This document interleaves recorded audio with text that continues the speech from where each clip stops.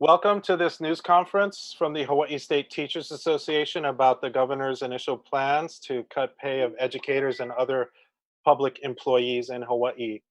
My name is Keoki Kerr. I'm the Communications Director for HSTA, and we have assembled a number of our members as well as our president to speak to you today. We're going to hear brief remarks from the five of them, and then reporters will begin to ask their questions. So we'd like to start things off with our president, Corey Rosenlee. Aloha, I'm Corey Rosenlee, president of the Hawaii State Teachers Association. Yesterday, leaders from Hawaii's public sector unions were informed by the governor's representatives that the governor was planning on cutting government worker salaries for over a year. This included a 10% pay cut for our first responders, including our firefighters, police officers, and our nurses. During this crisis, our first responders should be getting hazard pay, not pay cuts. For other government workers, including teachers, they will be getting a 20% pay cut. Right now, we have cafeteria workers who are trying to feed our keiki and are risking their lives, and they will be getting a 20% pay cut. This is not fair. The governor believes that these draconian cuts must be done immediately without looking at alternative measures. Hawaii's teachers understand the crisis we are all facing. But I will tell you, as a 20-year-plus social studies teacher, the worst thing you can do during an economic downturn is to constrict the money supply. Teachers and firefighters and nurses and professors and our educational assistants are also the patrons of our restaurants and our stores. This is why the federal government has passed a $2 trillion stimulus bill and are working on another stimulus bill right now. The state also has over $1 billion in its cash surplus and its rainy day fund. Governor, it's raining. There may be a time when we have to look at budget cuts, and teachers are willing to work with you. But a rash decision can have devastating results. There's already a discussion of when to open Hawaii schools. But Hawaii already has a teacher shortage of over 1,000 teachers. If we cut teacher salaries, it will force teachers to retire and our new teachers to leave. A brand new teacher reached out to me, and he said, if these pay cuts go into effect, it will mean that he gets $850 every 2 weeks, and he cannot afford to live in Hawaii with that amount. We cannot open our schools if we do not have enough teachers. Governor Ige, passing cuts on your workers will only hurt the economy, hurt your workers, and hurt our keiki. There are alternatives. And Hawaii is asking you to take the right actions, not the wrong ones. So thank you. I'm going to pass this on to the other teachers that will be speaking now. Thank you, Corey, and reporters will have a chance to ask some questions in just a moment. We're going to hear from our first teacher is from Oahu. She is Dana Shishido, a veteran teacher. She teaches 3rd grade at Wheeler Elementary School. So, Dana? Hi, thank you, Keoki. My name is Dana Shishido. I have been teaching for 30 years. I was looking forward to retiring soon, hoping that we would be getting our pay raises in the next few years.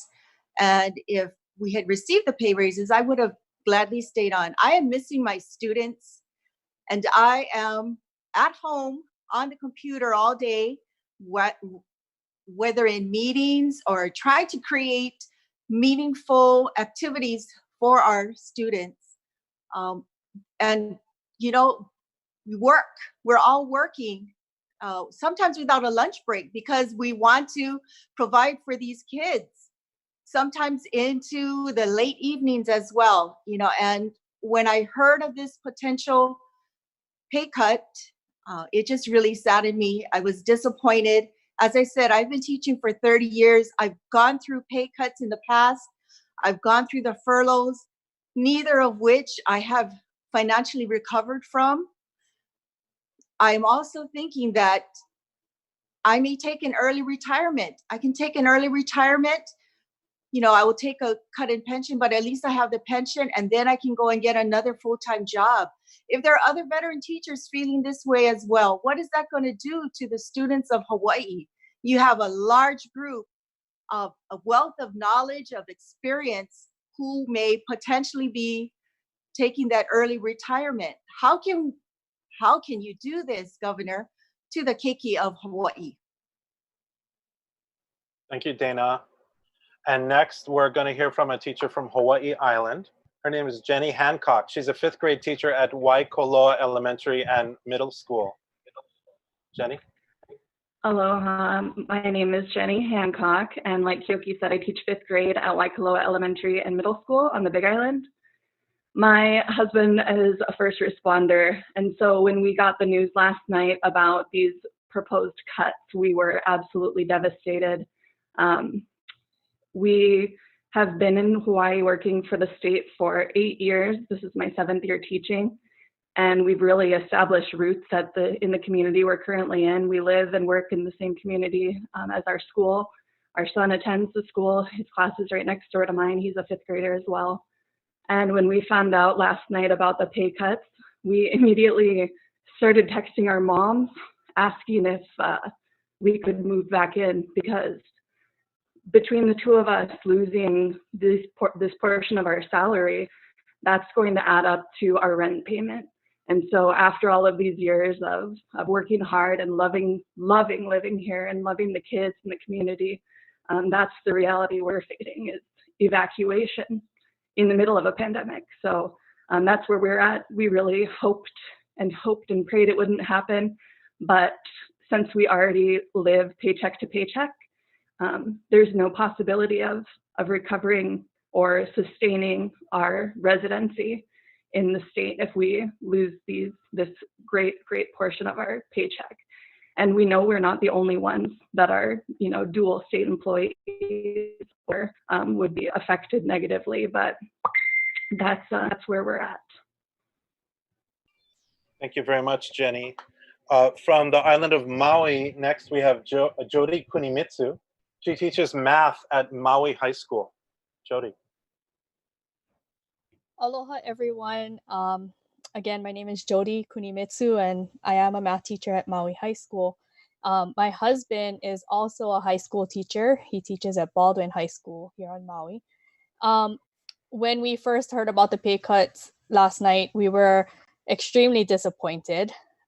We feel like there should be other options looked at before we look at cutting people's pay, obviously, and especially for teachers and first responders, because as we go through this pandemic right now, we are the ones who are trying so desperately to maintain a sense of normalcy for our students and for our citizens. And we just don't understand why we would be looked at first as far as, trying to balance the budget. It always seems like the budget is trying to be balanced on the backs of the most essential workers. As far as how this will affect us personally, we have a young son, and we would like to keep him in. Well, we have to keep him in childcare. We don't have any family here to help watch him. So, once we go back to school, we would like, we need to have our sitter there available to watch him. But the amount of the pay cut would equal the amount of his childcare. So decisions like that having to be made. How are we going to figure out, our monthly budget and stuff? It's stressful, to say the least. And in addition to us, we have friends who are also employed by the DOE who recently just had babies.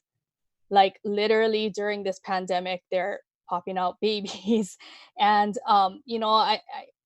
we feel very, very bad for them because they are also going to have to figure out how are they going to care for their child with all of these budget cuts as well. So that's our personal situation, but we just definitely don't feel like the budget should be balanced on the backs of any essential workers. Thank you. Thank you, Jodi. And our final teacher we're hearing from is back here on Oahu. She teaches at Waianae High School. She is our youngest teacher, newest teacher to the profession. This is her second year teaching at Waianae High School. She teaches English there, and it's Lydia Haff. Lydia? Hi, thanks, Kiyoki. Okay, so last night I sat on the phone with two of my teacher friends, one a special education teacher in Kunia and one a third grade teacher in town. We had just read the email from HSTA about a 20% pay cut for teachers, and we were panicking. I'm in my second year of teaching, so my pay isn't very high. I have just started climbing the pay scale. My paychecks go directly towards supporting my family, with two of my siblings still in high school. I was already working a second job before we went into lockdown, and a 20% pay cut would mean even further financial strain on me and my family. My situation isn't unique among new teachers. Several of the other teachers at my school also work second or even third jobs during the school year and over the summer just to make ends meet. On top of that, a large majority of new teachers at my school are from the mainland. Our state does not produce enough teachers in state to fill the shortage we already have. These teachers have to support themselves in a new environment without any family. If this pay cut were to happen, it would make it even harder for them to stay, and this ultimately hurts our students. Especially on the coast where I teach, the turnover at our school is already terrible, with teachers lasting around 2 to 3 years before quitting or moving away. Because of this, students do not have a lot of opportunities to learn from an experienced teacher. As a new teacher myself, I'm still figuring out how to manage my classroom and still figuring out how to be a good teacher. You can't be a good teacher after only 3 years of experience, and we need more practice. The lack of experienced teachers at my school directly affects the quality of education the students receive, and this pay cut would only make it worse. Thank you very much, Lydia, and thank you to all of you folks. Reporters, if you have some questions you'd like to ask, just like Stephanie from the Garden Island did, can you just put your name and title quickly over there in the chat, and then we'll be calling on you in order. And since Stephanie was the first one who I saw in there asking questions, and can you please leave your video off, just so that'll help with the presentation more so the folks who are speaking can be seen. So Stephanie Chino from the Garden Island, can you unmute and ask your question? Tell us who your question is for. Yes, thank you. Aloha, can you all hear me? Yes. Clearly, Okay. thank you. I just want to say hi to Jodi first. We played junior golf back in the day, or high school, excuse me. Hi, Jodi. Sorry you guys are going through all this.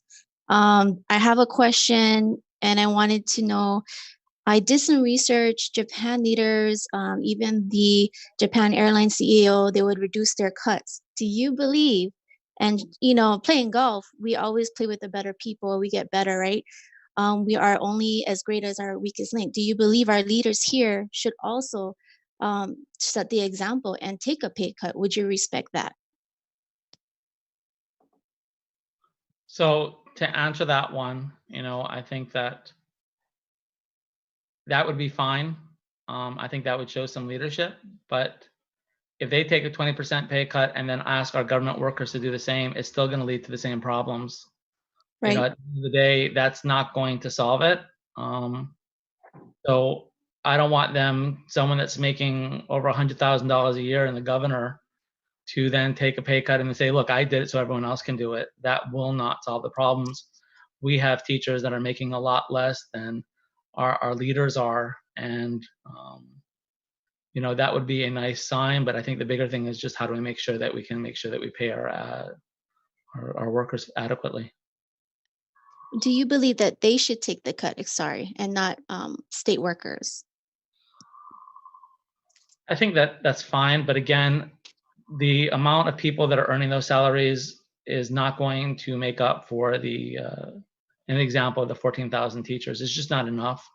I think the biggest things that we can potentially do is look at the federal stimulus package That's $2 trillion, and to look at both the rainy day fund and the surplus, which is $1 billion, and that would help us during this time. Okay, thank you.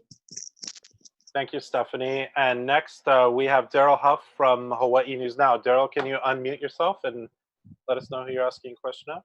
Sure. Corey, any estimate of how much money would be saved out of this 20%? Because you're right about the $1 billion in stimulus money coming and the $1 billion in the surplus. How much would it save if they actually succeeded in cutting your salaries? So for a little bit of wonkiness in this case, the state brings in about $500 million a month in revenue. Right now, the projection is about a 20% decrease. The state workers in the state make up about $400 million or 80% of the cost. So for the short answer, by doing this, you're looking at it saving about $80 million a month. And with the $1 billion surplus, they have time to wait to see what the federal government will do. So this doesn't have to be done immediately. There are other answers that can be done in the immediate future.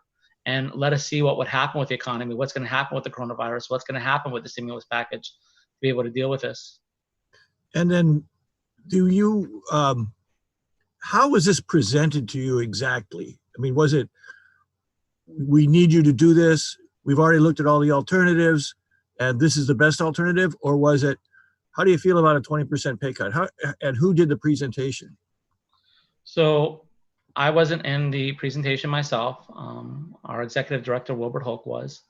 But from what we have been shared with, this was not a suggestion. This was going to be, this is what's going to happen.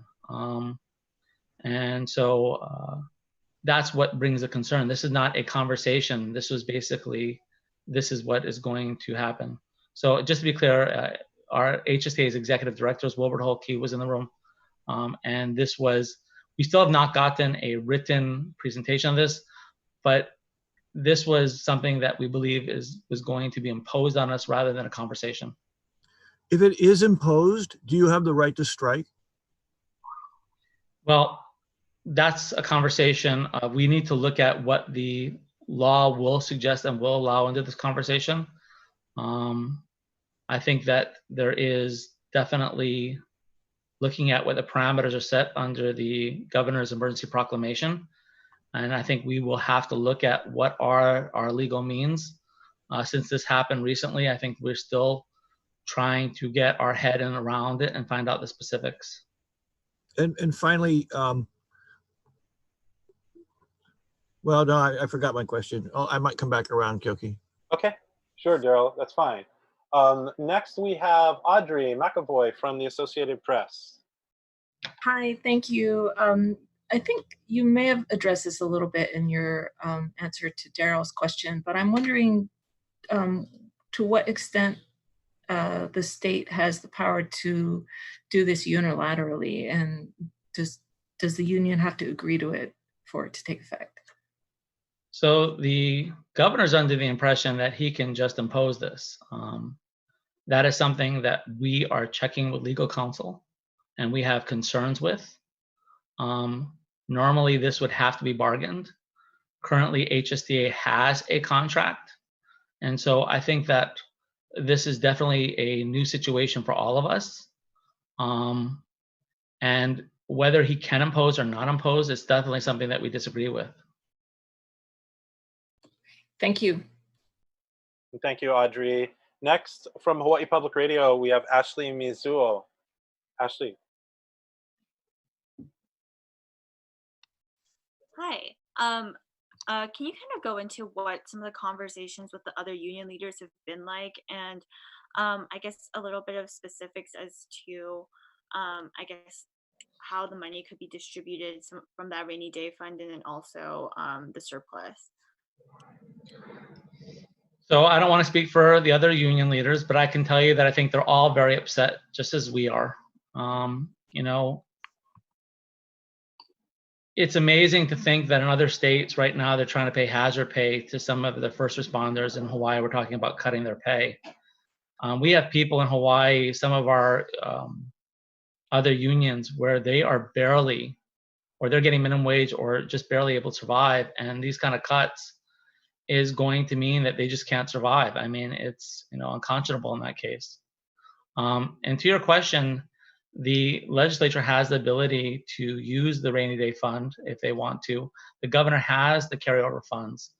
And so, you know, it feels like it is just rushing to do this where he doesn't have to. There are other means available. And to do this, you know, to try to say this was going to be over a year, we have no idea what's going to happen in our economy. We have no idea what's going to happen with stimulus packages. And so we're just asking that, you know, we let the dust settle to see what's going to happen before we take these actions. And then what do you think this says for, you know, the teacher differentials that you guys had advocated for, and then also expanding early childhood education? Yeah, so I mean, before this all began, we had a teacher shortage. We were trying to find ways to make sure that we can retain teachers. I am terrified of what this is going to do to our teaching force. And you just heard some of our teachers talking. But we don't have the subs now. You know, if we do this and teachers leave or choose not to go into the profession, there may be no person to walk into that room to have a classroom at all. And I think we have to look not just at the short term, but at what are the long term. I mean, I think Lydia put it the best, is that, you know, there's a lot of teachers and the new teachers that's going to be hurt significantly by this. And, you know, what is the impact going to be to those students? So that's definitely a concern that we have. Thank you. Thank you very much, Ashley. Next, from Civil Beat, Suvan Lee. Hi, Suvan. Hi, Kiyoki. Hi, Corey. Thank you. Corey, can you hear me okay? I can hear you. Great, thanks. So to your understanding regarding the specifics of this conversation that governors, executives, or representatives had with HSTA's executive director, what more can you tell us about what transpired in that conversation concerning this as reflecting a straight across salary cut or a furlough? Can you differentiate any of those two options for us? And again, elaborate on sort of the room for negotiating out anything that this could be, whether there was room left to discuss this more. So to the first question, we do not know yet. We have not been given anything written as a proposal, whether it's going to be a salary cut or a furlough. So unfortunately, we do not have those specifics. They did say they would talk to us some more, but just looking at if they were trying to impose this on May 1st, it's April 15th. There are 6 public sector unions in the state representing tens of thousands of workers, with each very difficult and with different contracts. So I do not know how they would do that in time. But this is the concern that we have now. Okay, and if I may just jump in with one more question. How will this impact collective bargaining that's set to happen, I believe this year, right, for the next teacher's contract? What kind of position does this put you guys in? What do those talks look like right now as it stands? So this is our whole, you know, point here. You know, while this crisis has feel like it's gone on forever, it has not. This is too early to start making long-term decisions. We need to see, number one, and we can hope as soon as possible that this crisis ends, that we can start opening up our schools and our economy, and that we can see what the damage will be. I think we need to work with our legislators to look at how we can fund, you know, our government and our essential services. And we also need to see what's going to happen at the federal level. So I guess for every single conversation, even with collective bargaining, it's just too early to tell. Okay, thank you. Thanks, Suvan. I'm going to get to Stephanie's follow-up in a second. I want to get to first round questioners first. Over to the Big Island in Hilo, Chris Leonard from New West Broadcasting, KWXX and KPUA. Hey, Chris. Can you unmute and ask your question? There we go. Sorry about that. Corey, How does this impact the $46 million salary adjustment that was announced in January? Is that already in effect, and what is the direct impact of what they're proposing at this point to that? So teachers that are in hard to staff areas, which includes a lot of the Big Island, and special education and Hawaiian immersion teachers, have been getting the differential. This is the time where teachers potentially can transfer, and they've been looking at what schools to go to. And the whole idea behind the differentials was to encourage teachers to go to our hard to staff areas or go to special education. We have not gotten any specific instruction on those differentials. I think we all are concerned that if they're going for 20% pay cuts, that's also going to be hurt. I think that, we're looking at whether we can provide what's required under federal law for special education. There are questions around the hiring freeze that was suggested, because a lot of our teachers that we need to hire every year are in special education.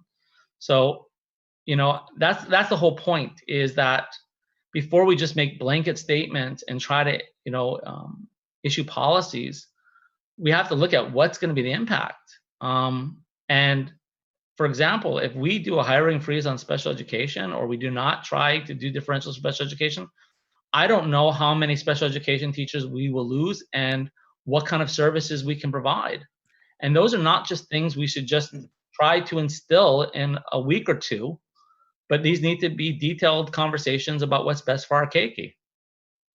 Quick follow-up: have they given you any time frame as to when you can expect details in writing on this? Obviously, with the May 1 time frame, the clock is ticking. We have not. Thank you. Okay, Chris, thanks. And over to KITV Island Television, Tom George. Hi, Tom. Can you unmute? Hey, can you guys hear me? Hello? Yes, we can. Yes, we can hear you.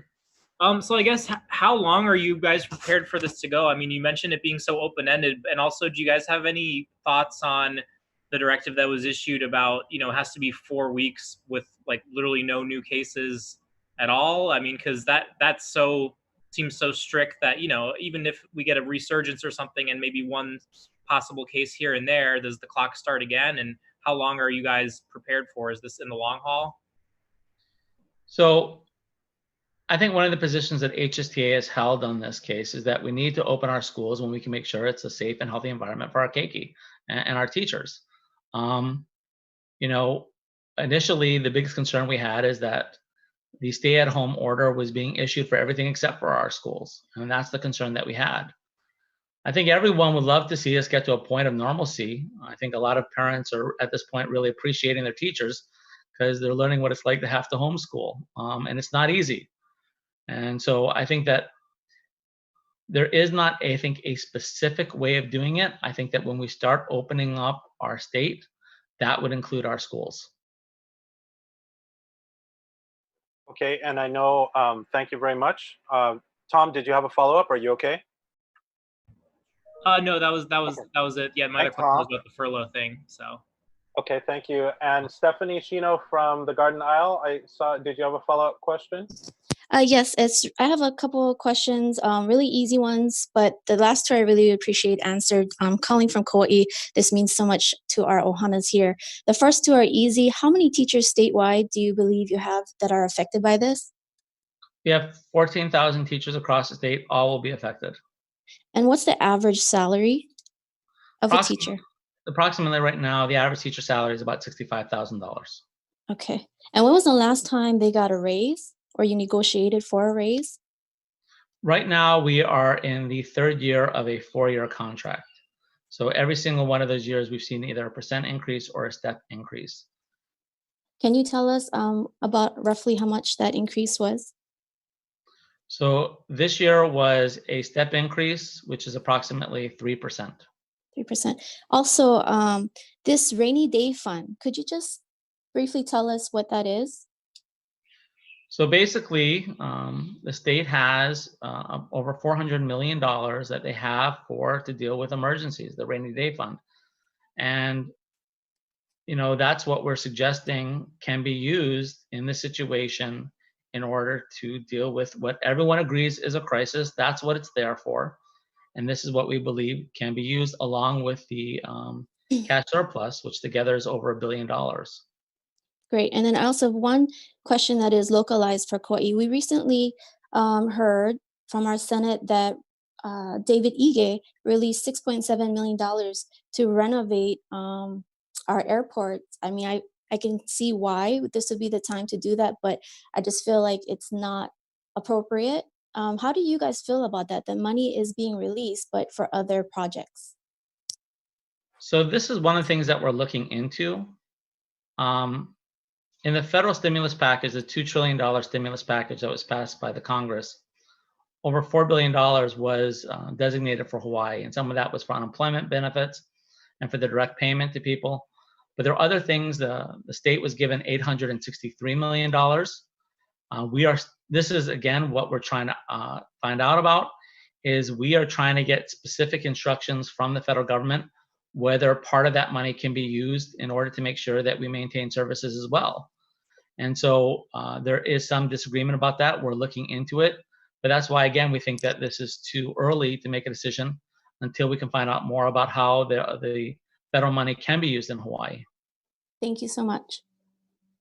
Okay, so if any other reporters have a quick question, there's Kevin Dayton. I see you. Hi there. So Kevin Dayton from the Star Advertiser. You want to unmute yourself and take it away, Kevin. Or are you having a hard time getting through? Would you like me to ask it? I can ask you a question that you've texted in there, in the chat, if you're having a hard time getting on, Kevin. Kevin is asking for Corey, I assume. He wants to know whether the pay cut is for a 1 year or a 2-year duration. What do you know about that, Corey? So again, along with a lot of the specifics, we're just trying to get this in writing. And so I don't want to specifically state anything until we've gotten the actual proposal of what the governor is planning on doing. Okay, Kevin. And Eric Stinton from KHON2 has a question. Eric, go ahead, unmute yourself and ask us. Thanks.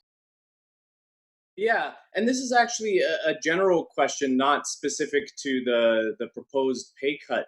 But I've been curious, during this whole crisis lockdown, what has been going on with, I'm thinking of the SPED students who qualified for ESY, whether that's like medically fragile or another FSC rooms. What kind of services have been available to them? I'm trying to look at my 4 teachers. I'm thinking if any of them were SPED teachers.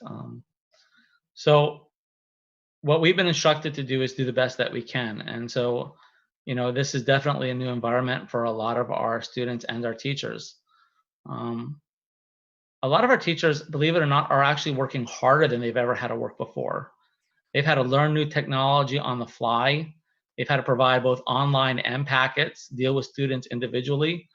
And for our SPED teachers, I mean, you know, they're doing amazing jobs. They're reaching out to their teachers, their students and the parents individually. They're still having to try to do as best they can under these very difficult circumstances. So, you know, we're trying to do the best that we can. I know that teachers have been reaching out to families and students and trying to get them, even our SPED students, to make sure that, you know, even with the stay at home, that they're still trying to get education provided to them. And that's what I want to make very clear, is that our teachers are working. In fact, in some ways, like I said before, they're working harder than they've had to work before. Thank you, Eric, and thank you, Corey. With that brings our news conference to a close. We want to remind you again, especially for our broadcast friends and website friends. I hear Daryl Huff. Yes, Daryl. Sorry, I asked for a follow-up. Just one question. Sorry. Oh, yes. Sorry, I forgot about you, Daryl. That's right. Your follow-up. Okay. Yeah, you remembered it. We've only known each other for 40 years. So, you know, this is the education governor. Does this change your opinion about him, and in what way? So I think the best thing is this is the education governor. We have worked with him before. We endorsed him before because he has said how important education and teachers are. And I think what we're asking for is this has not been implemented yet. I think that we're hoping that in this period of time that he will have a chance to see the potential damage and to work with legislators both at our state and federal level, and so that this does not have to occur. And so I'm still hopeful. I think part of the reason of going public when we have is so that, you know, this is a chance to divert what this could be a very dangerous situation for everyone. So I'm still hopeful. I hope the governor will do the right thing. So you're not going to say he's incompetent or this is stupid or anything really mean like that? Come on. You know, I've met with the governor many times and we've talked about education a lot. I don't want to get to a point where we regret our decision to back him. You know, we had worked with him in depth, and I really hope the governor will do the right thing in this case. You really do sound like someone who just got kicked in the pants. I think for a lot of our teachers, you know, I've been hearing from teachers for the last 24 hours, and they're panicked, they're scared. They don't know how they're going to afford things such as food and rent. You know, and that's why, you know, we have to look at what is the consequence. I mean, the federal government understood this was going on. They were willing to borrow, and it's only been this period they've already put in $2 trillion. I think if you look at countries across the world, they know that by cutting education that it has both short-term and long-term effects, and they're willing to invest in their teachers and education because they know the impact. And so we're asking that our state legislators, our federal legislators, and the governor, you know, find other ways of them always finding ways to balance the budget on education and our other important services that are provided across the state. You know, while HSTA is the one, you know, doing this press conference, you know, I really feel for all the people that work in the DOE, our first responders. A lot of our essential workers are exactly that, essential. They're important and they're needed into our economy. So I'm still hopeful that things will happen. Thank you. Thank you everyone for joining us again. For our broadcast friends and folks with websites who might want to grab sound bites, our archived recording of this will be on both HSTA's Facebook page and on our YouTube channel, which our media specialist Chris Schubert doctored up so that the main speaker was full screen, so it's a much nicer shot for you folks. If you weren't familiar with how to change the speaker view in Zoom, that'll be nice. If you have any background questions that you need us answered, please email them to info@hsta.org. I put over in the chat the names and the titles of all of the speakers in order. If you have any questions about that or need to confirm those spellings again, email us at info.